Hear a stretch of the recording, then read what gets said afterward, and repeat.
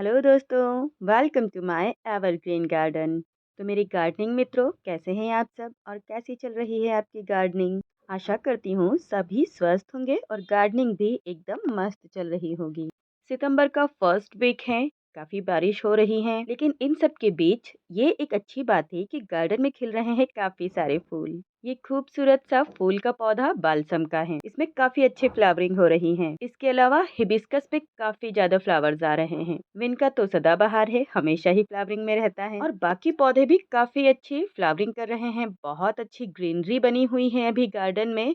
इन सब को छोड़कर आज मैं आपको अपना वेजिटेबल गार्डन दिखाने वाली हूँ। फ्लावरिंग की बात तो हम रोज ही करते हैं, आज कुछ वेजिटेबल्स की बात करते हैं। यहाँ पर मैंने कुछ बोरियों में कुछ सब्जियां उगा रखी हैं। घर से निकलने वाली जो बोरियां होती हैं आटे दाल चावल की, बस उसी का इस्तेमाल किया है। थोड़ी मिट्टी, थोड़ी खाद, रेत और थोड़े से कुछ पुराने पत्ते वगैरह इसमें डाले। और करीब 2 महीने पहले मैंने करेले और तोरई के बीज ग्रो किए थे और 2 से ढाई महीने के बीच यहाँ पर मुझे फ्रूटिंग मिलने लगी है। मेरा छत पर एक छोटा सा गार्डन है जिसमें मैं फल फूल सब्जियां और कुछ इंडोर और आउटडोर प्लांट्स ग्रो करती हूँ। मुझे फ्लावरिंग प्लांट्स लगाना बहुत पसंद है क्योंकि फूलों की जो खूबसूरती होती है वो तो देखते ही बनती है। लेकिन इनके साथ ही घर में जो इस्तेमाल होने वाली चीज़ें हैं उन्हें भी मैं थोड़ा थोड़ा करके ग्रो कर लेती हूँ ताकि अपने काम की चीज़ें मुझे मिलती रहे। बस इसी के चलते मैंने करेले, तोरई और सेम के बीज ग्रो किए थे और देखिए इनमें फ्लावर्स आने शुरू हो गए हैं। वेजिटेबल्स में 2 तरह के फ्लावर्स होते हैं और ये देखिए यहाँ पर ये करेले लग रहे हैं, काफ़ी अच्छी ग्रोथ हो रही है इनमें। और इस तरह के बहुत सारे करेले इसमें दिखाई दे रहे हैं। मैंने इन्हें सपोर्ट करने के लिए यहाँ पर इस तरह की रस्सियाँ बांध दी थी ताकि इन बेलों को ऊपर चढ़ने के लिए सपोर्ट मिल सके और ये ग्रो हो सके। और देखिए छोटी सी बोरी में बहुत कम मिट्टी में मैंने कितने सारे वेजिटेबल्स ग्रो किए हैं। अभी तो इसमें नई ग्रोथ हो रही है और आगे आगे काफी सारे नए नए से इसमें फल बन रहे हैं। हम बात कर रहे थे कि इसमें 2 तरह के फ्लावर्स होते हैं, एक मेल फ्लावर होता है और दूसरा फीमेल फ्लावर्स। तो जिन गार्डनर्स को नहीं पता कि उनके गार्डन में फूल तो काफी आ रहे हैं पर फल क्यों नहीं बन रहे, तो उनके लिए ये जानकारी बहुत ही यूजफुल होगी कि सारे ही फूलों में आपको सब्जियां नहीं मिल पाएगी। कुछ ही फूल होते हैं जिनमें पीछे की तरफ आपको सब्जी दिखती है, जैसे कि तोरई, गिलकी, करेला। इसमें 2 तरह के फ्लावर्स होंगे, एक में आपको सिर्फ फ्लावर दिखाई देगा और दूसरे में फ्लावर के नीचे भी आपको एक फल दिखाई देता है। तो बस उन्हीं में आपको फ्रूटिंग मिलेगी।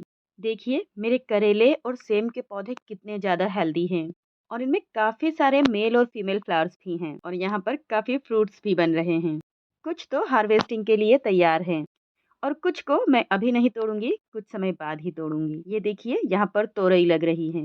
वैसे मैं भी वेजिटेबल्स ग्रो करने में विश्वास नहीं करती हूँ क्योंकि छोटी जगह में छोटे गमलों में आप बड़े पौधे उगा ले तो वो 1 या 2 बार फ्रूटिंग करने के बाद एकदम बेजान से हो जाते हैं और फिर किसी काम के नहीं रहते। यानी कि बहुत थोड़ी सी सब्जियों के लिए आप काफी समय तक मेहनत कर रहे होते हैं। लेकिन इस तरह से मेहनत करते हुए मैंने कुछ ऐसी चीजें सीखी हैं जिन्हें मैं आपके साथ शेयर करना चाहती हूँ। कई बार इसमें मैं भी फेल हुई हूँ और सीखते सीखते ही गार्डनिंग सीखी है। तो 1 या 2 बार के फेल होने के बाद आप उस चीज को छोड़ने की बजाय उस पर लगे रहिए, तो आपको सफलता जरूर मिलेगी। वेजिटेबल्स में आपको अच्छी हार्वेस्टिंग के लिए मिट्टी बहुत अच्छी होनी चाहिए और क्योंकि हम लिमिटेड मिट्टी का इस्तेमाल करते हैं तो एक बार की फ्रूटिंग के बाद ही इसमें न्यूट्रिशन खत्म हो जाते हैं और सेकेंड टाइम में नई सब्जियां हमें नहीं मिल पाती, पौधा बेजान होकर खराब हो जाता है। तो इसके लिए मिट्टी ही सबसे पहले अच्छी बना लें। मैंने यहाँ पर ग्रो बैग की तरह एक जो बोरी थी आटे या गेहूं की, इस तरह की बोरियों का इस्तेमाल किया है और इसमें ही प्लांट्स को ग्रो किया था। इन पौधों को मैंने बीजों से ग्रो किया है और मिट्टी देखिए मैंने थोड़ी सी ज्यादा न्यूट्रिशन देकर बनाया है। जो गार्डन की सूखी पत्तियां होती है उनका इस्तेमाल किया है, गोबर की खाद का भरपूर इस्तेमाल किया है। इसके अलावा मैं बीच बीच में कुछ लिक्विड फर्टिलाइजर देती रहती हूँ, जैसे कि अनियन पील फर्टिलाइजर, बनाना पील फर्टिलाइजर। इसके अलावा बायो एंजाइम वगैरह भी डालती रहती हूँ। घर से निकलने वाली सब्जियों के जो छिलके होते हैं उन्हें पानी में डाल दीजिए, रात भर इसे पानी में रहने दीजिए, दूसरे दिन छानकर पानी को डाइल्यूट करके फिर मिट्टी में डाल दीजिए। इस तरह से मिट्टी चार्ज होती रहती है और पौधे को न्यूट्रिशन मिलते रहते हैं। जिससे कि वो नए फ्लावरिंग प्रोड्यूस कर पाती है और इनसे हमें फ्रूटिंग मिल जाती है। पौधा जैसे ही थोड़ा बड़ा हो तो उसे सपोर्ट के लिए स्टिक लगा दें और बड़ा होने पर जाली लगाएं या फिर इस तरह से धागे या किसी रस्सी की हेल्प से उन्हें सपोर्ट दें। प्लांट्स में फ्लावर तभी आएंगे जबकि आपके गार्डन में पॉलिनेटर्स आते हों, यानी कि फूल से फल बनने में पॉलिनेटर्स यानी बटरफ्लाई, जो भौरे होते हैं या कीट पतंगे होते हैं, इनका बहुत बड़ा योगदान होता है। इन्हीं की हेल्प से वेजिटेबल्स बन पाती हैं। यदि आपके गार्डन में पॉलिनेटर्स नहीं आते हैं तो आप खूबसूरत खुशबू वाले फूलों के पौधे भी अपनी वेजिटेबल्स के साथ लगाएं तो आपको अच्छा रिजल्ट मिलेगा। मेरे गार्डन में काफी सारे कीट पतंगे आते हैं और बटरफ्लाईज तो जैसे यहीं पर रहती हो। मैंने आपको कई वीडियोस में बटरफ्लाई, भौरे और इस तरह के कीट पतंगे दिखाए हैं। बस इन्हीं का कमाल है कि ये सब्जियां अच्छी तरह से ग्रो हो रही हैं। ये जो फ्लावर्स आपको दिख रहे हैं ये मेल फ्लावर्स हैं। फीमेल फ्लावर्स मैं आपको अभी दिखाती हूँ। ऐसे फ्लावर्स जिनके पीछे आपको सब्जी छोटी सी दिखाई देती है वो ही फीमेल फ्लावर्स होते हैं। यानी फूल के नीचे आपको सब्जी दिखाई देगी, जैसे कि ये करेले के पीछे पहले करेला लगा है और फिर ऊपर फूल लगा है।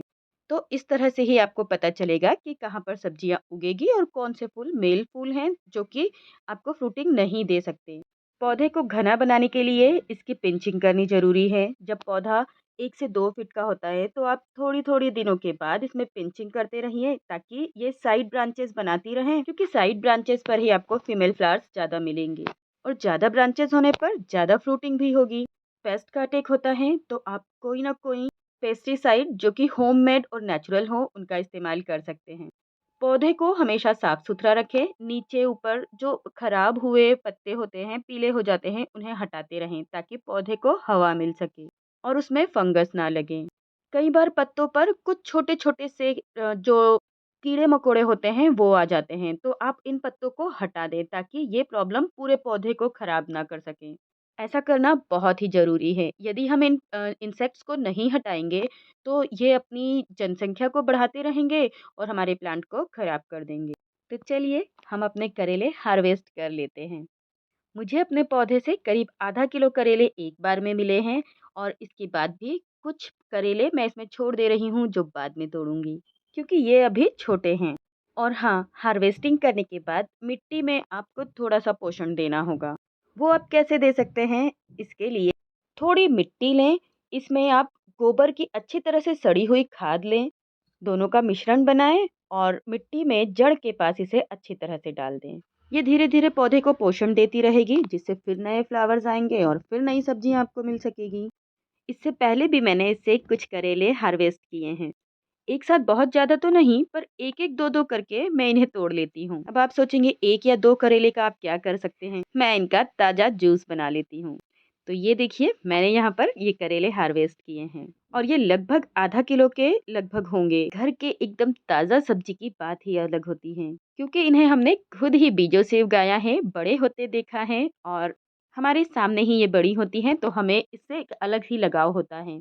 ऑर्गेनिक तो है ही, तो इसके बेनिफिट्स भी ज़्यादा हैं। तो दोस्तों, मैंने जो टिप्स आपको दी हैं, उन्हें इस्तेमाल करके आप भी इस तरह से घर पर ही वेजिटेबल्स को उगा सकते हैं। और देखिए मैंने सिर्फ़ एक दीवार पर ही इन्हें इस तरह से ग्रो किया है। तो भई जब फ्री में आप सब्जियाँ उगा सकते हो और इसका फ़ायदा ले सकते हैं, तो फिर क्यों ना हम इन्हें ग्रो करें। करना क्या है, बस पुरानी बोरियाँ लेनी है, अच्छी सी मिट्टी इसमें ऐड करनी है और बीज डाल देने हैं। बीज कहाँ से लेने हैं, वो भी मैं आपको बताती हूँ। घर में जो सब्जियाँ आती हैं, कई बार हार्ड सब्जियाँ आ जाती हैं जिसमें बीज होते हैं। जैसे करेला तो मैंने अपने घर पर लेकर आई थी और वो पक गया, तो उसे ना मैंने बीज स्टोर कर दिए थे। इसी तरह से आप गिलकी, तोरई, भिंडी के बीज भी तैयार कर सकते हैं या फिर मार्केट से खरीद भी सकते हैं। इन सीड्स को थोड़ा-सा ड्राई करने के बाद आप इस तरह से ग्रो कर लें।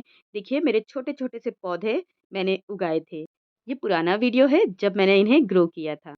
तब यहाँ पर बहुत सारे और भी पौधे उगे हुए हैं, मतलब करेले और गिलकी तो मैंने यहाँ लगाई ही थी, साथ ही कुछ और भी पौधे निकले थे। एक बोरी में एक ही पौधा लगाएं, यानी बीज तो आप 2-4 डाल सकते हैं, जितने जर्मिनेट होंगे ठीक है, क्योंकि कई बार जो बीज हमने इस तरह से तैयार किए हैं वो जर्मिनेट नहीं हो पाते और जर्मिनेट होने के बाद आप सिर्फ 1 या 2 ही पौधे रखें, बाकी को हटाते रहें। ये करीब 20 से 25 दिन के बाद का अपडेट है। यहाँ पर पौधा बड़ा होने लगा तो मैंने इसे इस तरह की स्टिक लगा दी। ये करेले का पौधा है और ये हमारे तोरई का पौधा, इसे भी मैंने स्टिक लगा दी थी। और देखिए यहाँ पर मैंने पिंचिंग कर रखी है जिससे कि नई ब्रांचेस निकल पाए। बस इसी तरह से हम अपने घर में वेजिटेबल्स को ग्रो कर सकते हैं। इसके अलावा मेरे पास कुछ मिर्ची के पौधे हैं, तो यहाँ पर मेरे पास मिर्ची भी ग्रो हो रही हैं। काफी सारे नए फूल भी आ रहे हैं। इन्हें भी हम अपने घर में रखी सूखी लाल मिर्च से उगा सकते हैं। इसके साथ ही आप टमाटर के पौधे उगा सकते हैं। घर में जो टमाटर आते हैं बस उसे बीज निकाल लीजिए, थोड़ा ड्राई करके इन्हें आप गमलों में डाल दीजिए। छोटे छोटे गमलों में भी ये पौधे चल जाते हैं। ये एक और मिर्च का पौधा है जिसमें बड़ी वाली मिर्च ग्रो कर रही है। तो आशा करती हूँ कि इस वीडियो को देखने के बाद